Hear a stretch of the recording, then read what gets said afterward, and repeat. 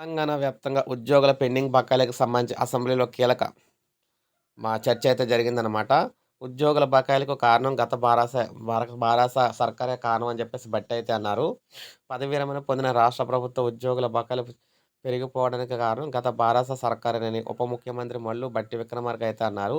శాసనసభలో ప్రశ్నోత్తరాల సమయంలో భాజపా ఎమ్మెల్సీ ఇక్కడ ఏవిఎన్ రెడ్డి అడిగిన ప్రశ్నకు ఆయన జవాబిచ్చారు. గత ప్రభుత్వం రాష్ట్ర ఉద్యోగుల పదవి విరమణ వయసు పెంచింది.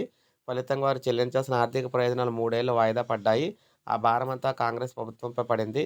2023 డిసెంబర్ నాటికి వివిధ రకాలైన 40,154 కోట్ల పెండింగ్ బిల్లు మోకైతే అందించారు. అందులో ఉద్యోగుల బకాయిలు ఉన్నాయి. మేము 6,244 కోట్లు బకాయిలను 1,752 కోట్లు చెల్లించాం. మిగతావి దఫాలుగా ఇస్తున్నాం. పెండింగ్ బిల్లులు మెడికల్ బిల్లు 200 కోట్లు పూర్తి చెల్లించాం. విశ్రాంత ఉద్యోగుల బకాయిల కోసం ప్రతి నెల అదనంగా 700 కోట్లు విడుదల చేస్తున్నాం.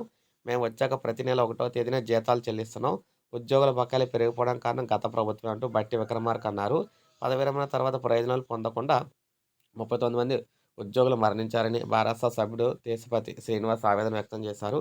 భాజపా ఎమ్మెల్సీ అంజిరెడ్డి మాట్లాడుతూ చనిపోయిన ఉద్యోగుల కుటుంబాలకైనా బకాయిలు చెల్లించాలని కోరారు.